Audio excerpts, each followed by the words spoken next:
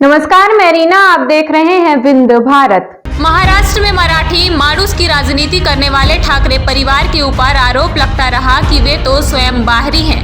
हालांकि यह आरोप राजनीतिक है और इसमें आंशिक सच्चाई भी है, लेकिन यह कोई नहीं जानता कि ठाकरे उपनाम कहां से आया। जब इसकी पड़ताल की गई तो चौंकाने वाले सत्य सामने आए और पता चला कि ठाकरे उपनाम महाराष्ट्र तो छोड़िए, भारत की किसी जाति या व्यवसाय से जुड़ा नहीं है। यह यूरोप के एक ऐसे कबीले से जुड़ा हुआ है जिसमें अपने समय के आक्रांता लोग थे। महाराष्ट्र की राजनीति में बीते 40-50 साल से ठाकरे परिवार चर्चा में है। 1970 के दशक में बाल ठाकरे ने मुंबई में शिवसेना की नींव डाली थी, जो मुख्य रूप से बाहरी कामगारों के खिलाफ एक मराठी आंदोलन था। यह आंदोलन इतना मुखर हुआ कि बाल ठाकरे मराठी माणूस की पहचान बन गए। अपने 4 दशक के राजनीतिक जीवन में वो मराठी माणूस की लड़ाई ही लड़ते रहे। क्या स्वयं बाल ठाकरे मराठी माणूस थे? हाँ, वो मराठी माणूस ही थे। यह कहा जाता है कि उनका परिवार बिहार से मध्य प्रदेश होते हुए महाराष्ट्र पहुंचा था, लेकिन यह इतनी पुरानी बात है कि आज इसका कोई मतलब ही नहीं है। महाराष्ट्र में ठाकरे परिवार का जो ज्ञात इतिहास है, उसमें बाल ठाकरे के पिता केशव सीताराम ठाकरे से यह परिवार चर्चा में आता है। केशव सीताराम ठाकरे या फिर प्रबोधनकर ठाकरे साहित्यकार, आंदोलनकारी और समाज सुधारक थे। यही थे जिन्होंने परिवार को ठाकरे उपनाम दिया। केशव का जन्म मुंबई से सटे पनवेल में हुआ था। केशव के पुरखे मराठा साम्राज्य के दिनों में धोपड़ किले के किलेदार थे, इसलिए इन्हें धोपड़कर कहा जाता था। इनके परदादा कृष्णजी धोपड़कर रायगढ़ किले में रहते थे, जबकि इनके दादा रामचंद्र धोपड़कर पनवेल में आकर बस गए थे।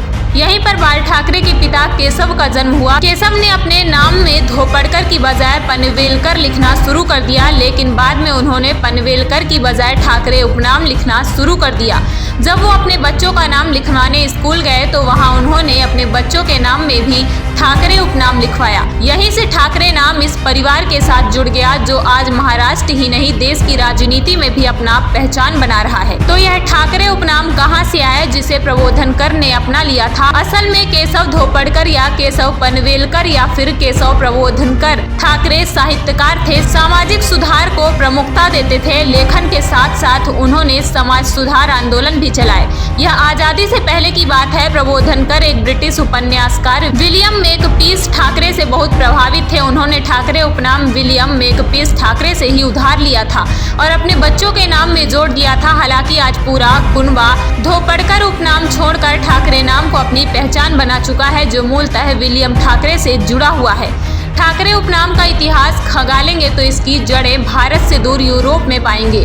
ठाकरे मूलतः फ्रांस के नॉर्मन लोगों का उपनाम था। ठाकरे का मूल उच्चारण ठैकब्रे था, जिसका मतलब किनारे पर रहने वाले लोग था। विलियम ठाकरे के पिता रिचमंड ठाकरे कलकत्ता में ईस्ट इंडिया कंपनी में सचिव के पद पर कार्यरत थे। विलियम का जन्म कलकत्ता में ही हुआ था, जबकि विलियम के दादा थॉमस ठाकरे लंदन के हारो स्कूल में प्रिंसिपल थे। मूलतः नॉर्मन लोगों को जुड़ा ठाकरे सरनेम वाले लोग आज इंग्लैंड के अलावा ऑस्ट्रेलिया में भी पाए जाते हैं।